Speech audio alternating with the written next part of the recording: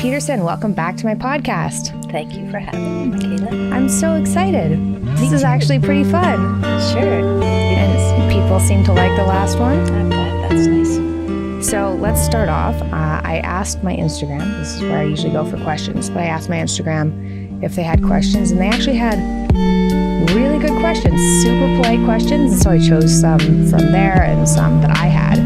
But I think we can get through a bunch of interesting things today. Let's go. Okay, we're going to start with, it's going to be all over the place. So I hope you're okay with that, okay?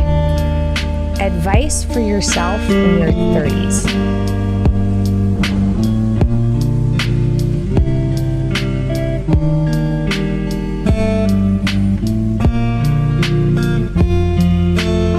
So, be gentle with, I would have been more gentle with myself and my expectations of myself.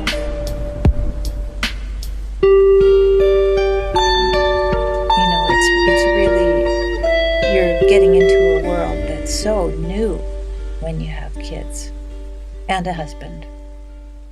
You've never done it before, so having any expectations for either of those is a real setback. Looking at the fairy tale version of what it should be and then any expectations you might have is a setback.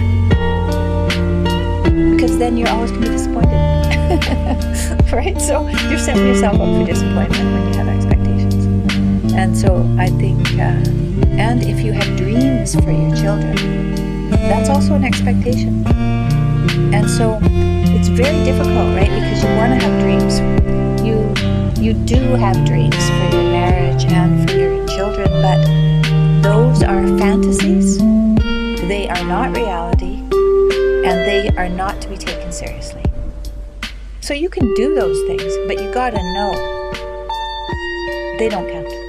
They're kind of fun to do, to have dreams about what your relationship's going to be like and what your kids are going to do, but they have absolutely no foundation in reality.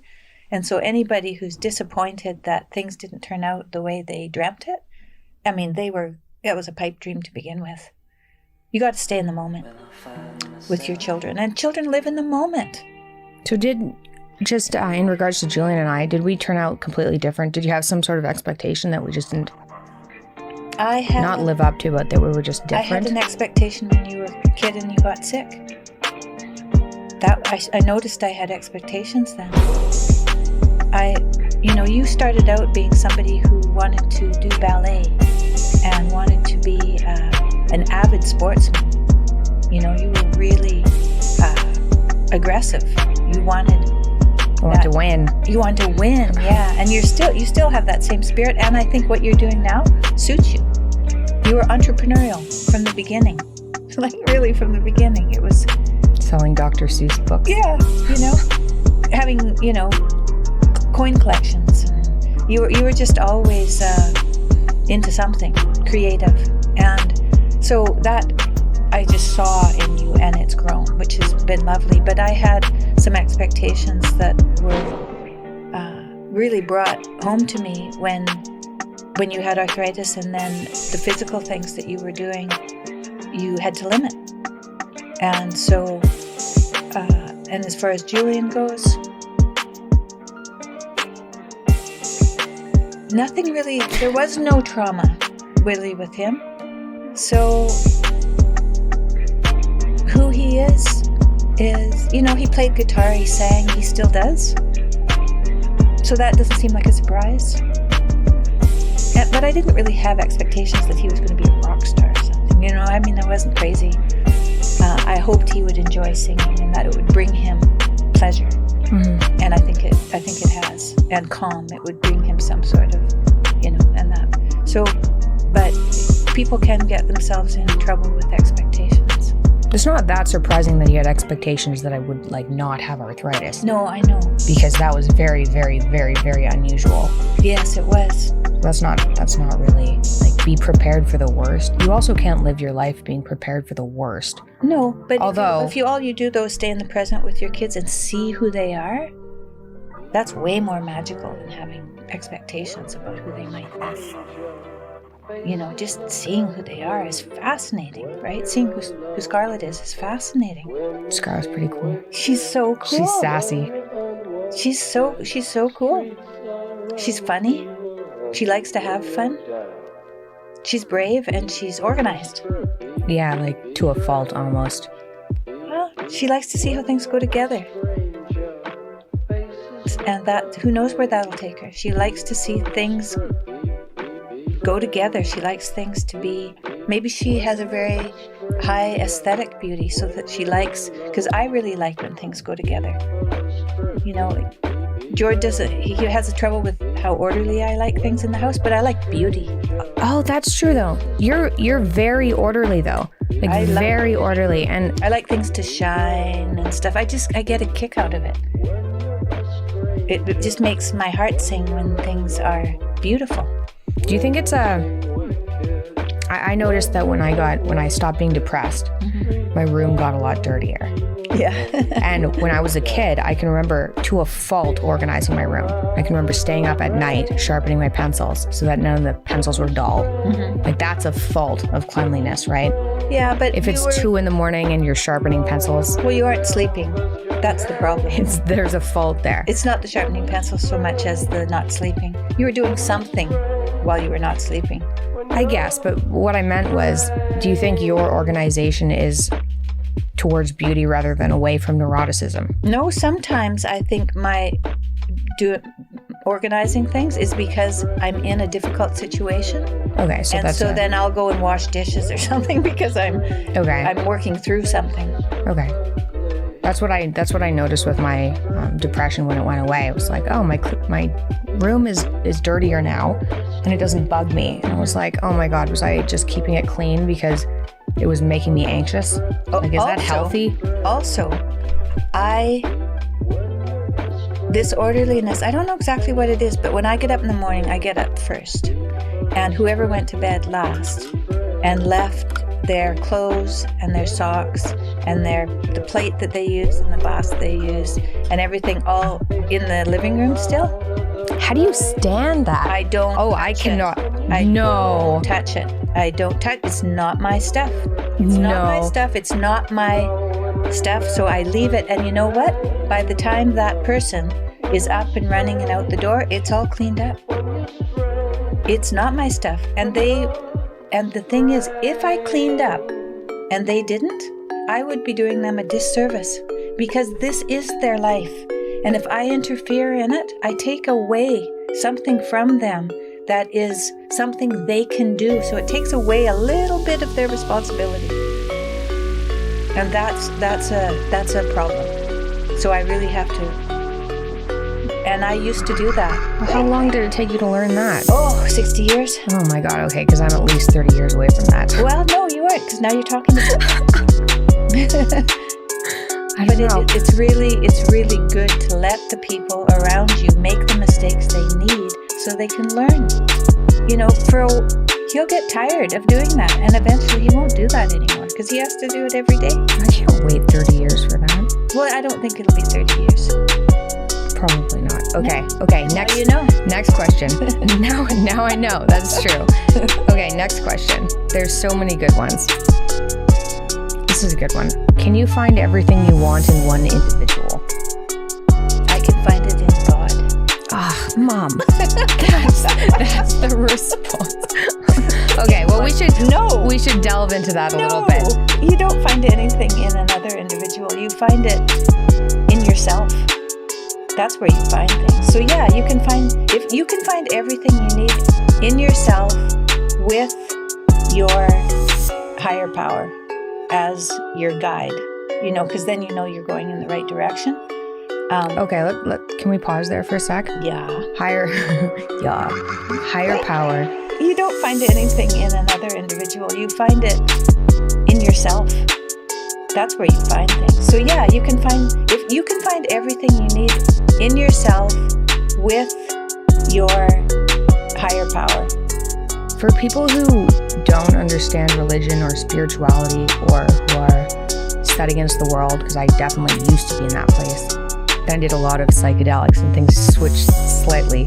But Can you describe exactly what you mean by higher power? Like how does somebody find that? And I don't understand the space between the words. Yeah, okay. So say that you're in a situation where someone has said something that you don't understand, and really what you want to do is set them straight. Mm-hmm. But you pause because you know that you actually don't know what they should be doing in their life. You think you know what they should be doing in their life. It's not going well for you what they're doing, but it's not your business. So you pause, and eventually you see what's happening, and they either learn a lesson or what they were trying to tell you becomes apparent without you trying to be the one who makes it right. We don't make mistakes. So we have happy accidents. Is your higher power that pause? That where you wait a little bit to see how the world organizes itself without you being the What if it doesn't? It does. It does. It does. And sometimes it can take a minute. Sometimes it can take 2 weeks. What if you could do it in less than 2 weeks? You can't though. Because the problem, it's like cleaning up someone else's mess. If you clean up someone else's mess long enough, we have happy accidents. They don't know that they've made a mess, so they then end up being they're treated more like a child, so then you take away their maturity. And so if you don't wait to find out, you find maturity in that waiting. Okay, but then what if it's not, like, what if somebody's making a mistake that's affecting somebody else? So it's not necessarily about their maturity that you have to wait for to grow, and you could fix the situation faster. Then why not do that rather than wait for them to figure out if it's affecting somebody else? Okay, so say that there's a car coming. You're going to yell stop to someone who's walking out. Yeah, that's simple, but yeah, it's like right. that. Okay, yeah. so that, yes, definitely. If you can see we don't a make catastrophe mistakes. that so that's a service that so you're it doing depends. someone else. Okay. But if someone can do something themselves, okay. and if they're making a mistake over and over and over again, and you're bailing them out, they will never. You've heard of that with people, with someone who has never been able to leave home because their parents keep bailing them out and they don't learn how to leave. Yeah. Okay. So it depends on the situation. Oh, it definitely does. You don't do things with other people that they can do themselves. You don't do things for other people that they can do themselves. And so if someone makes a mess in your house, okay, they can clean it up. You don't do it. Well, that was good. You don't do something for somebody else that they can do themselves. Yeah, that's right. And that's it. I guess that's a good way to raise kids too. It right? is. That's how you're like, should this kid be cleaning up their own mess? Well, can they? Yeah. So Can they set the table? Yeah, they can. It's going to take them a little bit longer, but can they do it? Yeah. Or can they do a little bit of it? Even. Yeah. Like, how much can they do? You don't want them to do the whole room. You don't want them to vacuum. They can't push the vacuum. But Scarlett can push a vacuum. Scarlett can push She can do everything.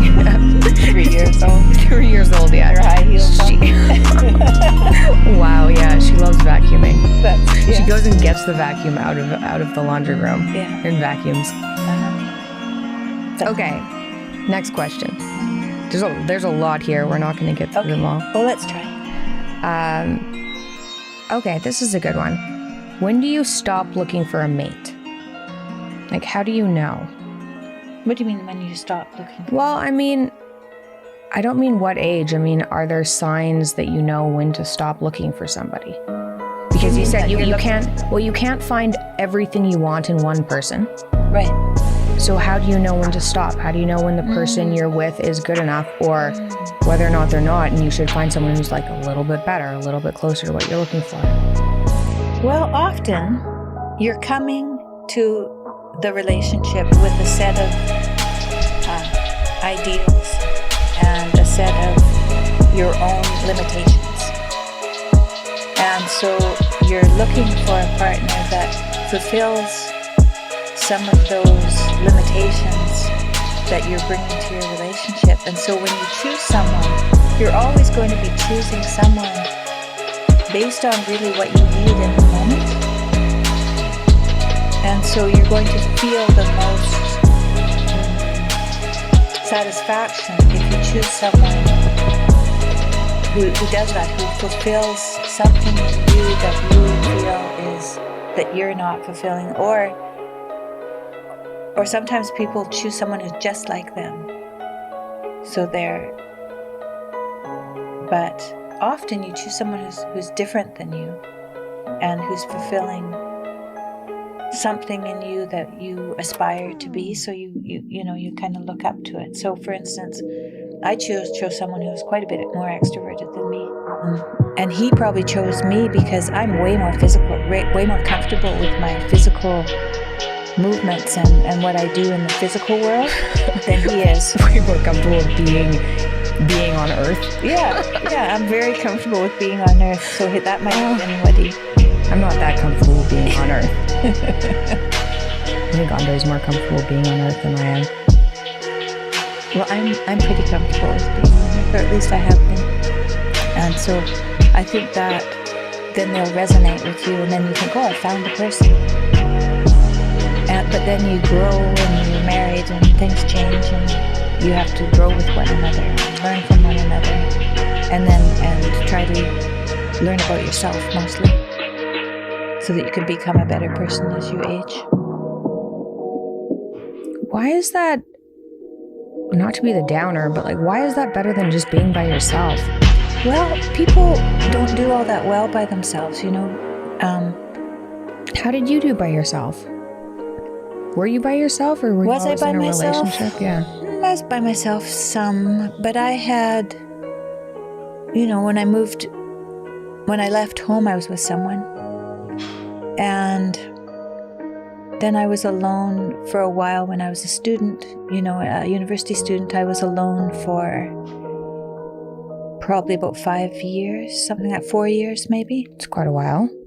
Like, how do you know it's being alone? I like being alone, but I know that I'm comfortable with being alone, partly because I was the youngest of 4 kids, and my sibling was 5 years. I was alone. She was 5 years older than me, so I was alone as a little kid. So I was really used to being alone, and I got good at it because I was. So I would choose to be alone, but that doesn't mean it was good for me. And in fact, when there's people around, I'm happier. I can be alone. Like, COVID hasn't been a big problem for me because I do yoga, I meditate, I do art, I do all this stuff that's just more alone. Yeah, I do alone things. I hate COVID. Yeah, I don't mind it. But I have a house. I get to go in the backyard. I have a husband that I live with. I have a couple of friends in my bubble. I have my daughter and my son in my bubble. Okay, well, that's not alone. No, I'm not alone now. But there was part of it. COVID? You had Julian, yeah. Yeah. COVID. Oh, yeah. I did a lot of yoga. You did a lot of yoga, right? I really did. A lot of Zoom. A lot of Zoom yoga. And I was alone a lot. Yeah. I mean, it was challenging. There's no doubt about it. It was challenging. And I spent a lot of time in prayer. And I did a lot of work on myself. Okay, so we should probably get into that a bit, because I think a lot of the response I had from the last episode was, we went into your background and then we started on this whole spiritual thing, and people were like, well, what was that about though? You just ended it. And you had to go somewhere, so I had to kick you out right when you got into the juicy stuff. Yeah. So I guess this work on yourself. Mm-hmm. Didn't expect that. I didn't expect that. It was a surprise. Yeah. It's been a surprise what I've done. And of course, getting sick and having a revelation during the time that I was ill that completely changed my attitude. So what is the revelation that you had exactly? You can put it into words. Yeah, it's I talked to this, to someone else who's had a similar experience to me, and we agreed that it's very hard to talk about. Because it's not of the 3rd dimension, it's of the 4th dimension. So it makes it really hard to talk about. Anyway, I'll try to talk about it. So when I was given 11 months to live, and I went to the doctor, and he told me I was given 11 months to live, and I came home, and I told you and Julian I think it was the profound love I had for you both was enough for me to realize that. And I also think it was the 150 lectures I went to with Jordan and listened to him. I really do. I think that maybe set me up for this, because he had talked so much about living a good life, you know? He talked so much about that I was primed, I think, maybe for a spiritual experience. Anyway, so I looked at you guys and I thought, I didn't even think. It was like, I just realized all of a sudden, oh no, this is not, my attitude isn't right. Like, however I'm looking at life, that's not how you look at life and be successful. This has got to change right now. I have to take what I was thinking was that I was choosing who I was and how my life would go, and that was okay.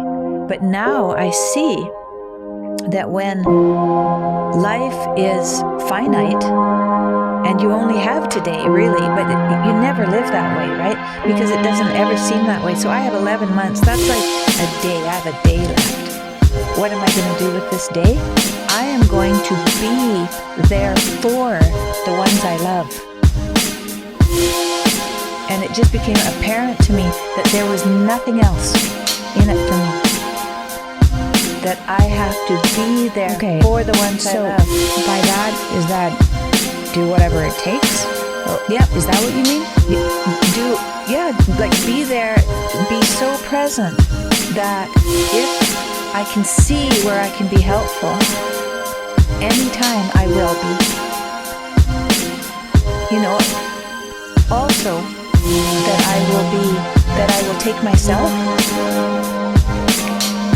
seriously, that I will do what was intended for me to do, that, you know, the creative spirit that's inside me, that I'll make sure that I take that seriously, and I won't let my trivial,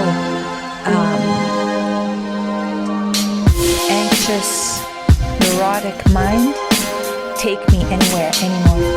I won't allow it.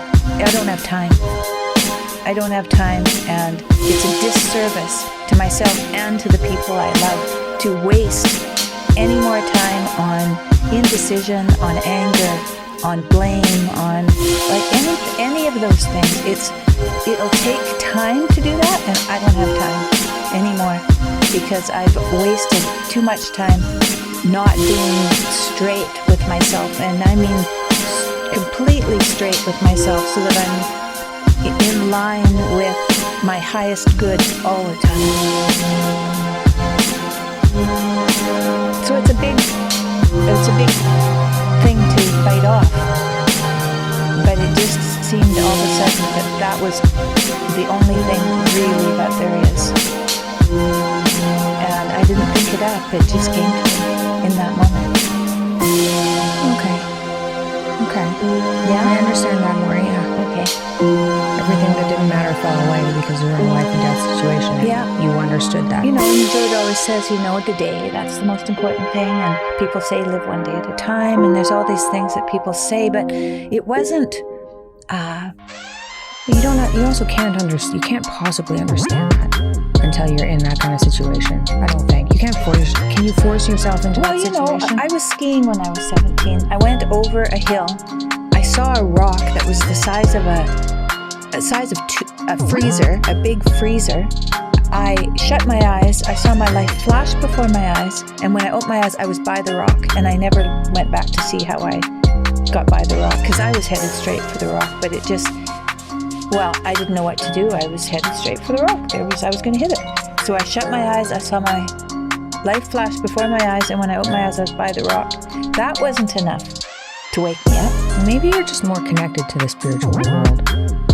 I had, like, with my experience wasn't, you're given 11 months, but when my skin stopped healing, I was like, this is probably not going to last for very long, right? That's pretty fundamental. Yeah. Like you can't heal Yeah. definite problem. But I was also on a lot of medication though, so that might have blocked it a little bit because I was on a lot of medication. But I didn't get some sort of I didn't get anything spiritual. I got just anger. It was like pure anger. And it was like, got that. yeah, I got that. But it wasn't, I wouldn't say it was spiritual. It was just like, how dare, not like nothing is going to allow this reality to occur. And like, I'll literally kill myself with work trying to solve this problem rather than letting this random illness take me down. So, but it wasn't spiritual. Well, no, I didn't think it was anger. That's what you needed at the time to get through it. That's what you were given. It worked. And it worked. But yeah, medication makes you foggy. I think it might have been that because I was very medicated. Maybe? I don't know. Well, the thing is, I wasn't medicated at all when I was 17 and saw my life flash before my eyes. And all I thought was, I'm not going to ski anymore. That's all I thought. See, I feel like I would have gone back and looked at my ski things and been like, did I hallucinate the rock? Was that really there? Well, what exactly happened? Was there a curve? And she saw it? She was before me and she screamed and she went by the rock. Oh my God, I didn't know that. Oh yeah, my sister Barb. And of course we can't ask her. So she screamed and went by the rock. She was ahead of me, so I heard her screaming when I came over the hill. What kind of ski trail was this? I know. Oh, did you pay to get on this? This is in Sunshine. This was like the Rocky Mountains. That's not cool. I know. You're like, go up here, pay your lift ticket, and casually there's a death rock. Yeah, I know. Okay. Next question. Oh, this is another. Let's follow into this one. This is another spiritual question. You mentioned last time that so when you were in the hospital and very ill, and there were a lot of people praying for you, you mentioned that you breathed in gold light. So what does that mean, and how did you do that? Because I had one person in particular that asked us, like, how do you breathe in gold light? Okay. Like, try and heal yourself. So I breathed in white light when I was in my 20s. When I had an ovary that they told me might be cancer. It wasn't. It was a cyst, right?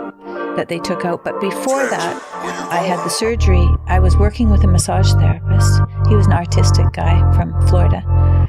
When I was just finishing my degree, I took some massage lessons from him because I wanted to be a massage therapist, and there was no massage school in Montreal in 1980. So sounds like the sketchiest massage therapy sketchy. Of all time. It was sketchy, but I learned lots. But anyway, so he said, what we're going to do is we're going to do. He took my foot and he moved his fingers on the arch of my foot, which is, if you look at reflexology, this would be the spine or the birth canal. And so he just moved both of his hands up both of my feet like this, and then all the way down, continually for 2 hours, while I laid on my back and I imagined a white light coming in through my head, down to my ovary, and then I spun it around my ovary like a ribbon of light around my ovary. And was this visualization? Yeah, that's visualization. Yeah. Okay. And I asked my ovary what was wrong, if it was scared, if it was angry, like what the problem was, to not be afraid, and to tell me what was going on. And it's lasted for 2 hours, and at the end of it, I felt this real pain, kind of like an exit out my right side. And I'd had an ultrasound, and the ovary and the cyst were about as big as a softball. And when they took it out, they said it was as big as a ping pong ball. So it felt to me like whatever spirit was there had left the side of my body. I can't explain why I had this pain. It was as if something exited there. So anyway, that was when I was in my 20s. Okay. And so I'd never had a reason to use this meditation again, ever, until I was diagnosed the second time and told that I was going to die. So the night before the surgery, Jordan and I were super nervous. We were watching TV. As an underestimate of how that was. Well, we weren't really even there. Yeah. Right? Well, We were so nervous. I wasn't there. No, you weren't there. Bonnie was I was there. not there at all. No, you weren't I there. literally went to a different, I don't even know where I was, like floating above myself. I just left and like, done with this reality. Were you there the night before? I don't remember. I can't remember. Well, Yeah, I think I was there. I can't remember. I don't remember I think was there for surgery. Yeah, you weren't there the night before. I was there for, You came. I can't remember. You came. You were with Rohit, and you came, and you guys had colds, right? So you came all masked up and said, "Good luck," at the hospital, I believe. It's hard for me to remember, but anyway. So I thought to George, we got to bed, and I thought we are not going to sleep. Like, there's no way I can sleep tonight. And so I said, George, we're going to do this. I had talked about this meditation with him. He knew of it. I said, okay, we're going to do it now. And it was probably 11 at night. I said, this is going to take 2 hours, so get comfortable. And I had him sit at my feet and do this rocking on my feet. And I said, just continue to do that, and I'll do what I'm doing. So I shut my eyes, and I lined up all the people on a beach that had prayed for me. So there were lots of people on the beach, and I had them pray, and I breathed in the prayers. And at first I breathed in white light, but then I thought, it was cancer. I was going to breathe in gold light. So I made that decision. This is more intense. This is so intense. This has got to be powerful. So I'm going to breathe in gold light. So I brought gold light down to where my kidney was, and down to where the cancer cells were. And when I got there and turned to them, it was as if they were turned away from me. So all the other cells that were there were still with me, but those ones had turned away, and they were on they had turned away from me, and that wasn't going to work, because once your cells have turned away from you, it's kind of like a black hole, right? A black hole in the universe. And with black holes, anything that goes in there doesn't come out, right? So it was a place of no return, is what it seemed like to me. And I once I got there, and I don't know how long that took to get there, then I decided that this was too big for me, that I had to give it back to the universe. And so then a kind of a black soot that I imagined came out of me, swirled up. And I told George, okay, I'm done, we can go to bed. And so we went to bed. We got up in the morning, and we were super relaxed and calm. Bonnie said that it was so calm in there, she couldn't believe it. And we went to the hospital, and I talked to the surgeon. I told him what I did the night before. Can you imagine him hearing this story, right? But he was freaking out as well, though. Oh yeah, he was freaking out. I remember him. Yeah. He was very concerned. Yes, he was very concerned. Like, when he told me about the cancer, he was... Oh, he did not fill me with any sense of ease. He was sweating just talking to me. Like he was having me sign forms as he was telling me what was going on. Yeah. It was Not good. It was really not good, right? Anyway, he said that the surgery went well and everything, and that everything came out with no trouble. He said he couldn't believe how straightforward everything was in the surgery, and that they thought they got everything, and they did. They got everything. Yeah, see, normally I'd say that's completely nuts. Yeah. But that was before. Maybe like 5 years ago, I would have said that's completely nuts. And now I honestly have no idea what to believe. I'm more inclined to believe I'm just not capable of that quite yet. Well, I've done a lot of meditation and a lot of visualization for a very long time. Well, there's definitely something to meditation. There really People is have been doing it forever. I'm doing mindful meditation for 15 minutes every morning at 9. It was mindful meditation. So you sit, and someone rings the bell, and you sit and you breathe, and you notice the breath on your upper lip. So you're really just paying attention. You can notice your stomach. You can decide. I've been meditating and noticing my foot, because my foot has neurological damage. Mm-hmm. So I've been, kind of paying attention to that. And, in meditation, I was talking to George this morning. So you're staying in the breath, and then your mind will go to what you have to do that day, And so then you notice it, and so then you think, okay, and then you come back to the breath. And then your mind will go off on something else, and you'll sit there for a while, and then you think, oh, and you come back to that, and he'll about halfway through, he'll remind you, ask you if you're with your breath, and if you aren't, to come back. Is this an app? No, this is someone Oh, okay. So this is a live thing. Okay. It is. And so then we do that. And so what it is, I think, is that you're attending to the breath. And because you're attending to something, your mind doesn't have that much leeway on where it goes. So it'll go to one place. You know how sometimes your mind will be in 30 different places? That's not, okay, so I did meditation. I do these ads on Dad's podcast for Headspace. Oh, yeah. But it's actually an app I used for a while. Yeah, for a while. Yeah. I haven't been using it recently. I should be. Mm-hmm. But it was like 15 minutes a day, and it would just focus on your breath. And it was literally just like bring in, and he does, like the voice I listen to does bring in you like gold light, like let it slowly fill up your body. Mm-hmm. And that's the visualization. But he'll stop talking for like up to 30 seconds. Mm-hmm. And then he'll be like, remember that you're focusing on this gold light. And I will be gone. Way gone. Yeah. Like I won't even be in this city, right? Yeah. And I'll have gone, it's not one thought, I'll be like this thought. And he'll be like, oh shit, I'm on my bed meditating. Whoops. And you do get better at it, but it is not easy. Learning to drive. It's like learning to drive. Or learning to drive was way easier. Write, or learning to knit. I don't know. It's like learning to do something. And you're learning to bring yourself back to the breath. That's what you're learning. And so if you're patient, you can be more patient with yourself, because all you're doing is learning how to do it. You'll get better at it, just like you learned how to drive. I mean, you're going to get better. Learning how to drive was easier. Right. Well, learning how to write was easy. How long? Since I was 13. Who starts meditating when they're 13? Me. You, yeah. Well, apparently you needed it. It paid off, didn't it?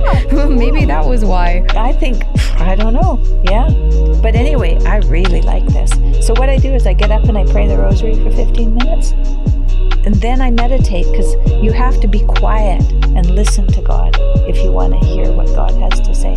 And so if I say anything during my meditation, I say, thy will be done. Thy will be done.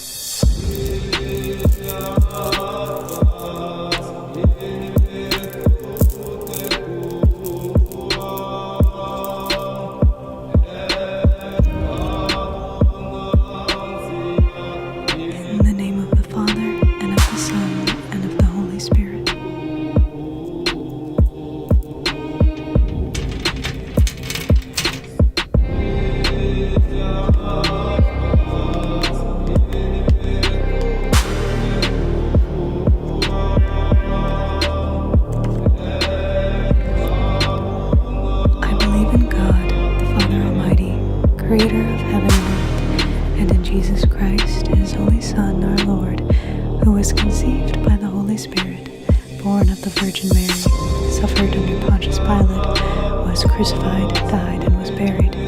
He descended into hell. On the third day he rose again from the dead.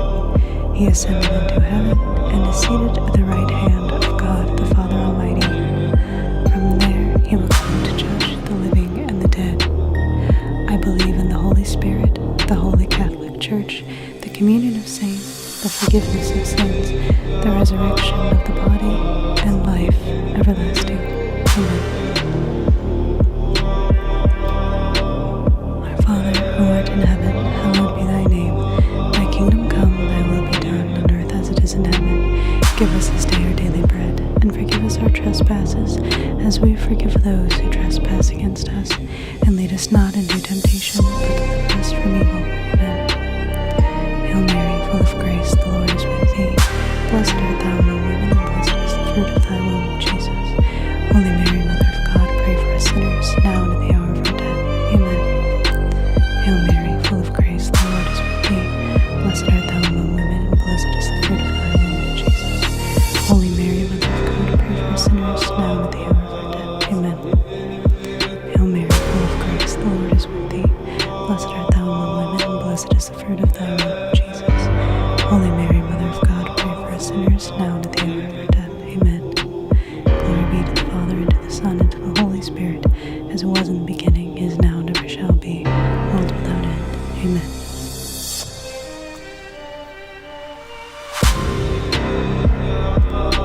The first joyful mystery, the Annunciation. Our Father, who art in heaven, hallowed be thy name. Thy kingdom come, thy will be done on earth as it is in heaven. Give us this day our daily bread, and forgive us our trespasses, as we forgive those who trespass against us. And lead us not into temptation, but deliver us from evil. Amen. And I ask God, what's your will for me today? And I just try to be present. And by God, do you mean what is best for me that I should realize, kind of? I want to be present in the moment, so whatever comes to me that day, I can respond in the best way possible. And you know, because I have a situation that I'm living in that's stressful, something is going to come my way every day. And so I have to be prepared. And so the way to prepare is to pray the rosary, and then to do this mindful meditation, which is just breathing. And I'm giving space to myself so that I can be centered, so that when I open my eyes and I start my day, I'm starting from a centered place, so that if something comes in my way, I can at least be aware. I can be aware and I can notice, oh, you know what? I just yelled. That probably wasn't appropriate. And then stop myself and apologize. Oops, sorry, I overreacted there. I'll try to do better. And then move on. So it just centers me. It centers me, and it's really good. It's really good. I can sometimes hear the birds singing. I can sometimes feel a little. I get that.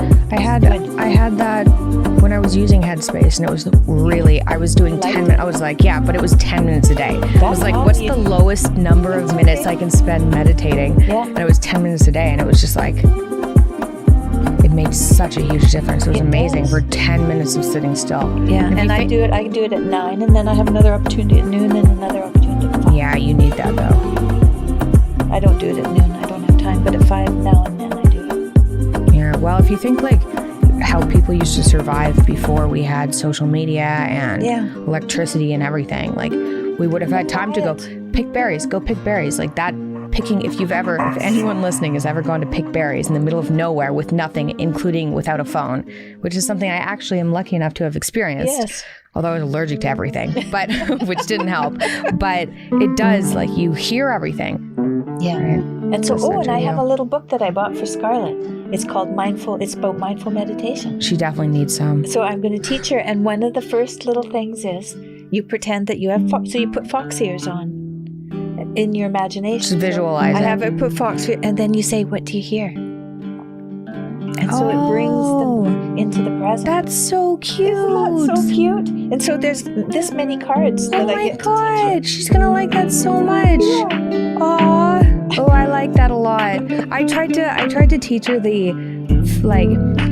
I try to teach her if she gets angry, because she gets angry, I can see her get angry like me. Not like right. Andre gets angry in a different way, but I get angry uncontrollably angry. And I've seen, she's only 3 and 3-year-olds will do that. Yeah. But I feel like I can see myself in that. I'm like, no, we don't want to teach that. So I've tried to be recognize when you're angry and recognize that it's kind of a response that you're having, and try and take deep breaths. Mm-hmm. But she's too little. So the deep breaths don't work. And I've tried the visualizing gold.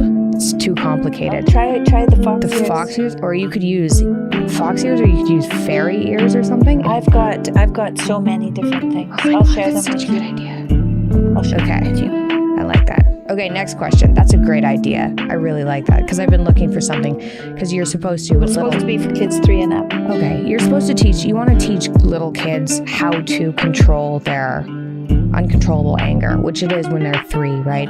You know, with Julian, he was angrier than me, wasn't he? Yeah, but we put him on the stairs and he learned to control his anger. He hated being on the stairs. Yes, he really did. He fought with himself to go sit down. Okay, you have to explain the stairs a little bit. So Okay, what was the stairs? It was the I punishment. don't know. If Julian was acting out and he was being a brat, and you know what that is because it annoys parents, right? So it's something like that. We'd say, okay, Julian, go sit on the stairs. And when he was really little, he'd just go sit on the stairs. But as he got older, and I mean between 2 and 3, he wanted to not go sit on the stairs, and so he'd stomp his feet, and we'd count to 3, and he'd say, "Don't count," and he didn't want us to count. And he would walk over to the stairs. It was like he had no control that his body was going over there, even though he didn't want to do it. And I think because we started so young with him, How old was he when you started? he could sit on the stairs. He was pretty little. That could have had to be at I even least sit 2. Mitchell on the stairs. That little kid I But babysat. that's 2, right? Yeah. At least 2. Yeah. He could walk. I remember Julian hating the stairs way more than I remember being like, Oh, you were okay. I'll go sit on the stairs and then I'll just be bad afterwards. I can remember being like, and then I'd generally calm down. I wouldn't be bad afterwards, but it wouldn't bug me. I'd be like, I can wait this out. Right. Well, when we used to say to Julian, "Are we going to have a good day?" Because you'll sit there until you've decided if you want to have a good day or not. And so Julian would sit there and we'd say, "Do you want to have a good day?" And he'd say, "Not yet." You know, and you could see him fighting with himself on the stairs. And then eventually he'd calm down, and then we'd say, "Do you want to have a good day?" And he'd say, "Yeah, I want to have a good day." And then then he would have a big hug. Yeah. Yay, let's have a good day. We do that with Scarlett too. Oh, that's fun. But we don't have stairs, so we do a corner. Yeah. Like stand in the corner until are you going to be good yet? Yeah, say No. Are you going to be good yet? Yeah. Yeah. Hug. Yay, everyone's happy now. Everyone's going to be good. Yeah. You're not throwing things at our head anymore. Yeah. Yeah, because George, he used to say, "Do you like if you're going to be like this, we're going to have a bad day. Do you want to have a good day?" And it worked. And he does have a way better temperament than he might have had because he was very stubborn. Oh, that was another question that people wanted to know. Is what was I and what were Julian like when we were kids? You were just a doll. Yeah, you were. If Elliot, for instance, he's 10 months old, and Jill and Julian just moved to a different house for a little while, and Julian put a plant on the floor, and Elliot was in the room, and Elliot crawled over to the plant, and I said, "Leave it," and I sat him down. "Leave it," and I sat him down. 15 minutes later, he knew what leave it meant, but he could not leave it. He couldn't do it. And Julian was like that. He would push everything. But I would say, Mikhaila, don't touch. You wouldn't touch it anymore. So you were just a lot easier as a little kid. You were a really, really easy little kid. Once you started thinking, maybe it got worse. But you were a really easy little kid. And Julian, he was a real tough little kid. But then he was really easy person. I feel like we swapped. There was a certain point where we swapped. Well, you had so many challenges. Yeah, I think I was probably just sick. I think I would have been easier if I wasn't sick. But look who you are now. I mean, it's been a remarkable journey so far, don't you think? A whirlwind of adventure. A remarkable journey. I said, "Leave it," and I sat him down. "Leave it," and I sat him down. A remarkable journey. Whirlwind. I feel like the adventure could calm down a little bit. Yeah, that'd be good. Like a couple of years. 6 months would be good of less adventure. Yeah. Then everyone will get bored and we'll be like, "Oh, where's the adventure again?" Maybe a year or 2. Oh, at least. 5? Yeah. 10? That'd be good. Maybe 5 10. years, I think. Maybe 5. 5 or 10. A while. A while. Okay. Oh, okay. I have something to say. Okay, you go I have a first. question for you. So I was in a podcast not too long ago, and something this fellow said to me I thought was interesting. He said there's no grandmas on the internet, no grandma type podcasts.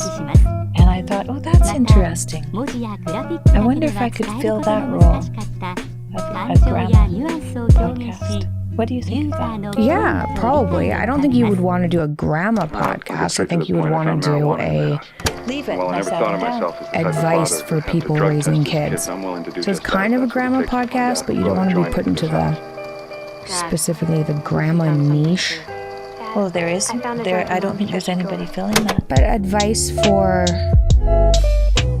I don't Wow, know there about aren't very many- advice either. But but I mean, what does a grandma do? Isn't a grandma supposed to help you raise your kids? That is advice. yeah, I suppose. Right? They're supposed to teach you, like, hey, you're being too harsh in this way. You need to be more harsh in this way. Like, I feel like the kind of role grandmas do, other than taking some of the stress off the parents, is some advice. No, you're not doing this wrong. Maybe you should focus more in this direction. I feel like it's kind of Give advice. you mindful meditation. cards Yeah. to use. Use the fox ears, Yeah. right? Yeah. I think that's a good idea. Do you hear? It's assuming anyone is having kids anymore. People are still having kids. Yep. Vaguely. We are. We are. I don't know about the other people out there. We are. I have 2 grandkids. It's good. That's pretty good. I know. Okay. More questions. Yep. Oh, okay. This is a fun one. This is in a bit of a different direction. The biker story. There were a number of people at the biker landlord from Montreal. Oh yeah. People wanted to hear about this from your point of view. Paulo. Was Paulo his name the biker. Paulo? Was he And Italian? he was French, but he was adopted when he was a baby into an Italian family. French Italian. Yikes. So his parents were like 5 feet tall, and he was 5 feet tall and 100 pounds, his mom and dad, and he was 6 feet tall and at least 200 pounds. And he was a Hells Angels biker. Okay, He first, wasn't just a plain biker, he was a Hells Angels yeah. biker. Why did you guys decide? Did you guys know that you were living in a Hells Angels landlord's apartment Jordan when you moved there. He was like, I want Before this I was one. there. Oh, okay. It was Dad's fault. It was Jordan that chose that place. He's like, I can out talk this guy. But he couldn't. Okay. He couldn't, though. Paulo. And he had a wife. I can't remember her name. She died. She died? While we were living there, yeah. Why? She killed herself. Jesus Christ. They had quite a tricky life. You know, Paul, he was an electrician. And he used to get paid for jobs, so he didn't have a regular income. And as soon as he got paid, he was drunk. And then he was drunk until the money was gone. And until some of anything he could sell was gone. It was unbelievable. It was that bad? Oh, it was bad. But then in between, when he wasn't drunk, he was just this sweet Frenchman. It was so sad. It's such a terrible disease, alcoholism. It just would take him. It was like a monster came and just was throwing him back and forth for like 5 days. And then it would, when he was out of money, then the monster wasn't there anymore, and then he would crawl back into life again. And it happened, all the time. And it was so hard on his parents because they gave him. You knew his parents too? Yeah, I knew. I massaged his mom. Oh my goodness. Yeah, she wasn't well. I forgot I massaged his mom. She was just. It was like she was gonna have a heart attack. She's I could carrying a tell. lot of pain. Yeah, one side of her was just like a solid. Such a pain. There was So that's a lot why of pain. Dad talks about that all the time. Does he? Well, people know about the story. Mm-hmm. Yeah, one time Paul came over and he wanted to take Jordan on his motorcycle, right? He was going to take him to a biker bar. And I don't know. Jordan knew better than to lie to him, I guess. And He did for sure know that, but he said he'd go. And so he got on Paul's motorbike, and Paul gave him his wife's helmet. It sat right up here on Jordan's head. It didn't even go on his head. Oh my God, did you see this? Yeah, and then Paul turned around to Jordan. He said, and if the cops stop us, we're not stopping. And then he left. And, and George said he went from bar to bar. He'd have a fight at one bar, then they'd leave and go to another bar, and he'd have another fight, and George was just there with them. What a trip that must have been. What a trip. But he did come home. Wow, that's crazy. Yeah, that was Paul's life. It wasn't that weird. I had a weird experience though. I was walking up my Aunt Bonnie's, that giant mountain they live up in California. And I was at the very bottom. I had to walk like 2 miles up to their stupid house, and somebody on a motorcycle drove up, and he was like, do you want to ride? And I was like, yes. So I got on his motorcycle, and I found out the next year he'd died. Oh, really? Yeah, same kind of biker guy, Hells Angels biker guy. Accident. Yeah, motorcycle accident. Those are dangerous machines, motorcycles. Yeah. Oh, Paul, man, there'd be a full moon, and he'd go out in the backyard. He had a little dog. His wife had a little dog, so he had a little dog. And the dog would howl, and then Paul would howl, and the dog would howl, and it was just, we were in it was an attached apartment, and we were right beside him, and the backyards, Paul was in his backyard. That was our backyard. It was right there with his. It's like semi-detached. Like a semi-detached, but smaller and closer. Montreal style. Yeah, Montreal style. And we had an air conditioner, and partly it was so that there would be enough noise to drown out Paul when he was drinking, so that we could sleep. He was a wild How long did you guys live there? Until you were born. So he moved in there when I was there in 87. You were born in 92. A long time. What? Why didn't you move? We paid $210 a month for an apartment. Why was he? I guess he had to.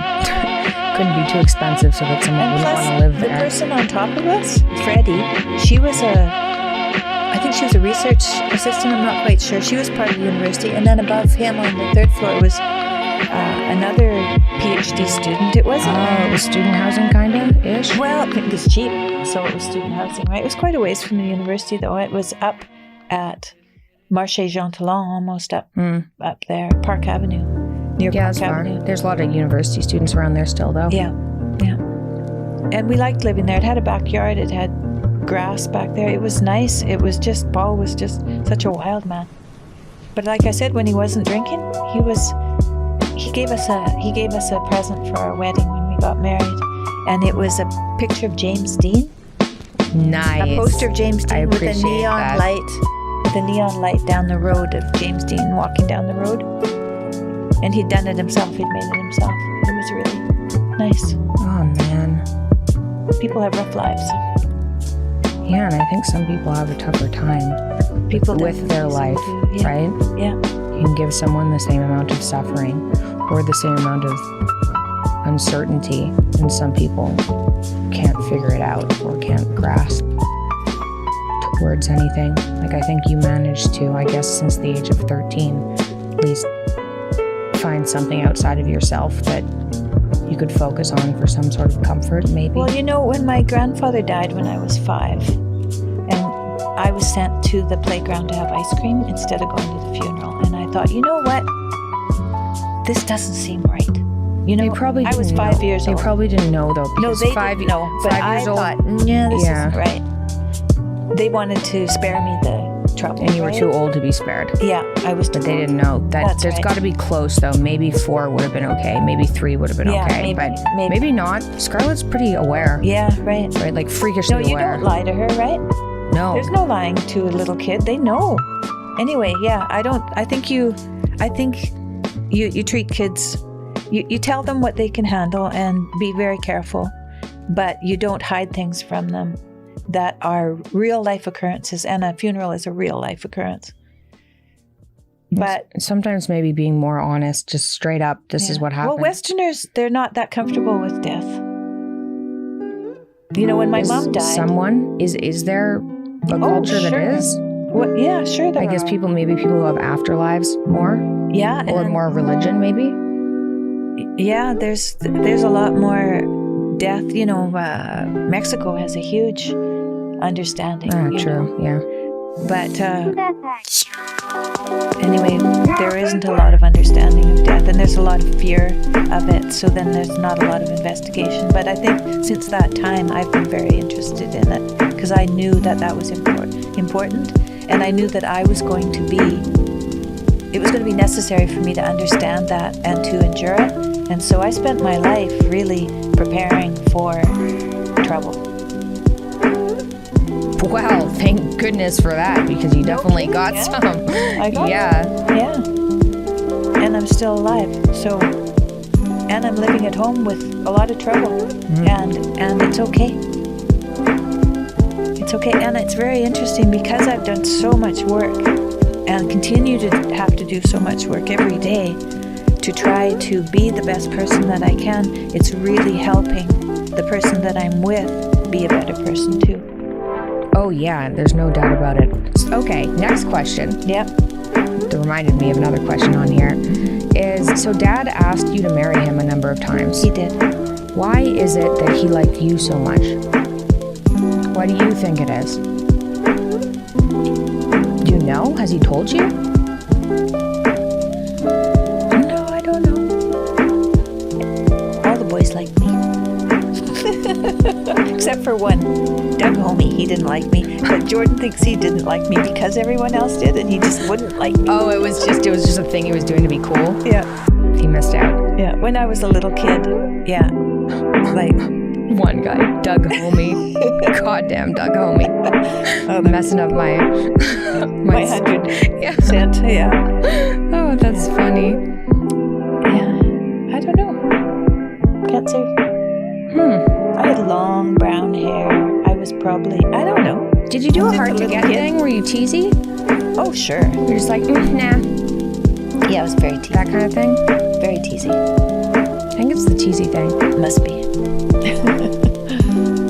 Well, also, you're amazing. Aw. Thank God. Well, no, but really, I don't know who else would have put up with this. This is too much for me. I'm half related to the man. Although I appreciate it. Did you know in 23andMe, when we did 23andMe, Julian and I look more like Dad, and Julian looks more like you? All the time. Like way more, right? It's weird that you would. George said, you're looking more and more like your mother. Yeah, no, it seems kind of unfair that you can have a child as a woman that looks more like the man. That I'm not sure how I feel about that. I don't even know. I don't think you look so much like Jordan. Do I look like you? People say you do. People say, okay, that could be true. You haven't heard What about that? acting? Oh no, Have you I heard have. that? I have. Yeah, Oh, yeah. for sure. Yeah. What about acting? Acting. Oh, you guys are, luckily, I think that we did a good enough job that neither of you are like either of us. You're your own people. Good enough job to make sure Yeah. diverges from your parents. Yes. That's actually so true. It is. It's like, you're looking a little bit too much like me. Yeah. Better take after your mom a bit. Too much like your mom. Try and find a middle ground. You want to find that person who is born and who they are, without putting too much on them. Right? No, I thought you were a fascinating person. I still think you're a fascinating person. You've always been a fascinating person. Thanks, Mom. You're welcome. Okay. So you mentioned last time that you talked about being of service. Yeah. People wanted to know what does it mean? Yeah, what does that mean? And how do you know when you don't want to go too far out of your way that you hurt yourself to take care of somebody else? So what do you mean by being of service to somebody or to others? So, not very long ago, I talked on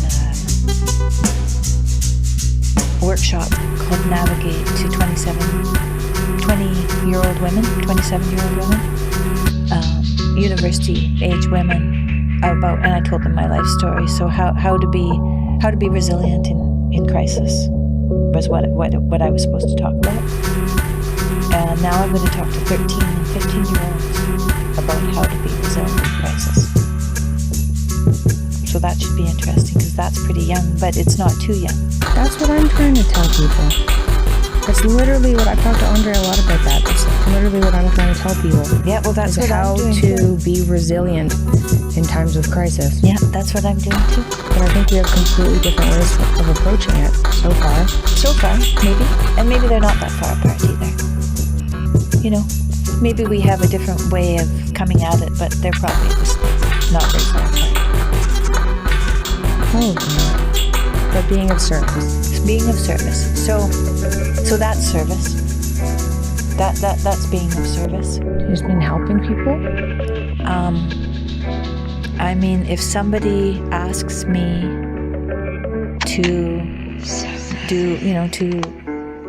if somebody tells me they're hurting, that I listen.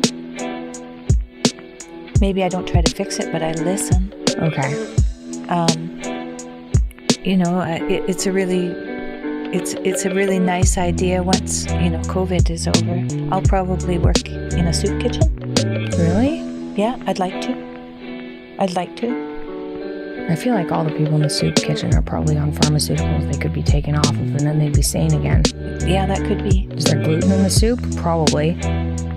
Yeah, probably. Yeah. That's why I said I'm coming from a place of anger. Seriously, I see people walking down the street that aren't doing well. I'm like, somebody did this to you. You didn't know about. Couldn't figure it out. You were too young when it happened to you. It's not your fault. Could be fixed, but... Well, some of the people I'm talking to, their diets aren't what I would consider a diet that is going to be useful to them. But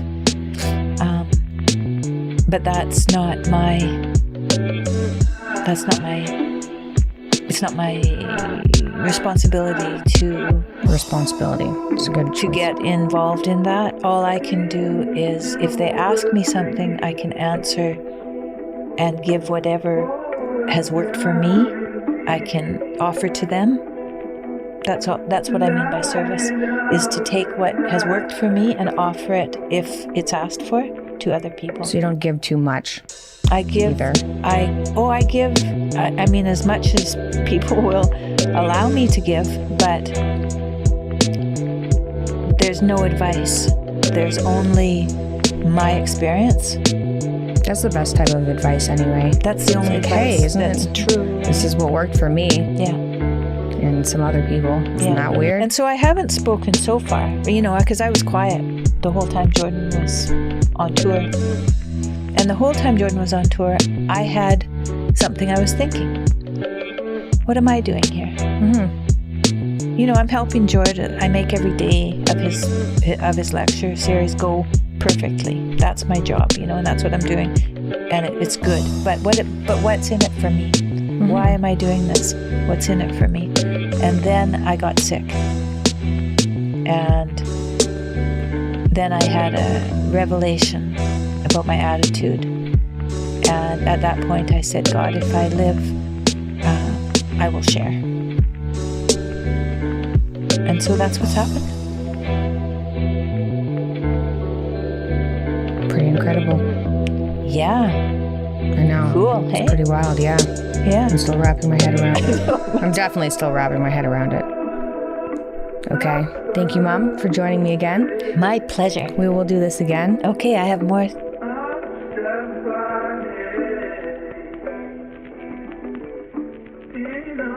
In a better way.